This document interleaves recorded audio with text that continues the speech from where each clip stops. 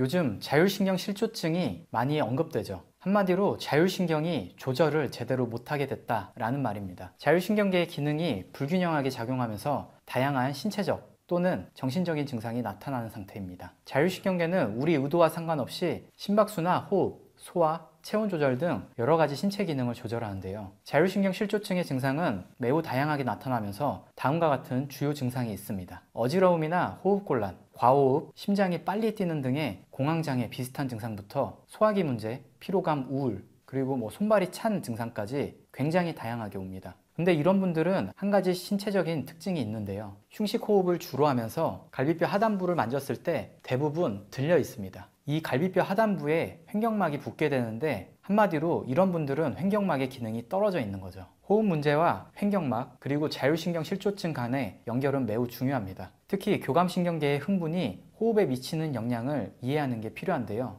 흉식 호흡 패턴은 교감신경을 활성화시키면서 다음과 같은 증상을 나타냅니다. 심박수가 증가하고 호흡이 빨라집니다. 그리고 흉곽, 목 주변의 근육들이 긴장하게 돼요. 한마디로 상체 부분은 흥분시키는 역할을 하게 됩니다. 교감신경의 문제니까 무조건 흥분만 시키느냐? 또 그런 건 아닙니다. 요 명치 위쪽의 문제는 아까처럼 흥분의 성향을 띱니다. 하지만 명치 이하부터는 뭔가 기능이 저하된다라고 하는 증상들이 많이 생겨요. 이유는 횡격막 상부 수용체와 하부 수용체의 기능이 조금씩 다르기 때문입니다. 하부 수용체는 소화기관의 평활근을 이완시키고 장 운동을 저하시킵니다. 그리고 혈관을 대체적으로 수축을 하게 되어서 순환장애를 일으키죠. 그렇기 때문에 자율신경 실조증이 있는 분들은 소화가 잘 되지 않고 손발이나 배가 차가운 증상을 호소하십니다. 혹은 설사나 변비 이런 증상들이 나타나죠.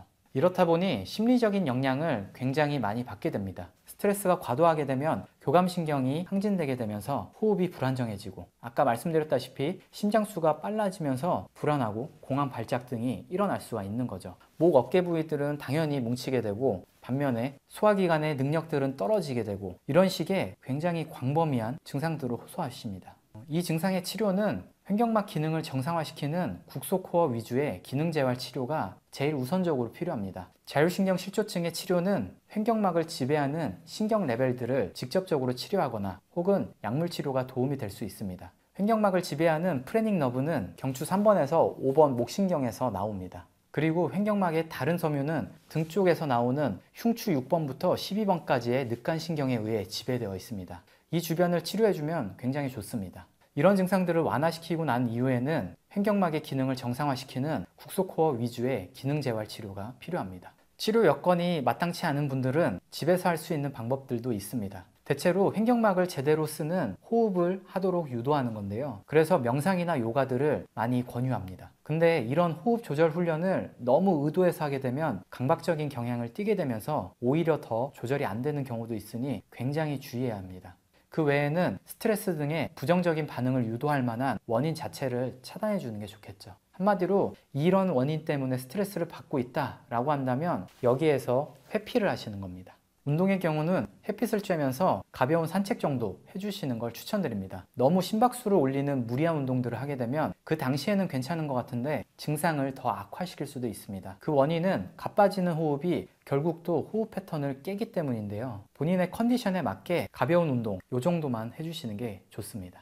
간단히 하실 수 있는 이완법을 알려드릴 건데요. 절대로 세지 않는 방식으로 하셔야 됩니다. 아까 말씀드렸다시피 이 프레닉 너브, 횡격신경이 나오는 사각근 주변을 살짝 눌러주는 겁니다. 견갑골 통증에서도 이용했던 방식인데 이 목의 옆면에 정가운데에 손을 눌러주십니다. 그리고 고개만 살짝 움직이는 액티브 릴리즈 테크닉 방식으로 사용합니다. 그리고 아까 등 쪽에서 나오는 늑간신경들도 횡격막을 지배한다 라고 했었죠. 따라서 등 쪽에 뻐근한 부분들도 폼롤러 등으로 가볍게만 풀어주세요. 그리고 수면 자세, 이거 굉장히 중요합니다. 아까 공통적으로 늑골이 떠있다 라고 말씀드렸는데요. 이런 분들은 주무실 때 그냥 주무시게 되면 늑골이 더 뜨게 되고 횡격막의 기능이 상실됩니다. 그러면 자는 동안 자기도 모르게 흉식 호흡 패턴들을 하게 되거든요. 아침에 일어났을 때 굉장히 증상이 심해지는 경우도 있습니다. 이런 분들은 상체를 높이고 가능하시면 하체에도 베개를 받치고 주무시는 게 도움이 될 수 있습니다.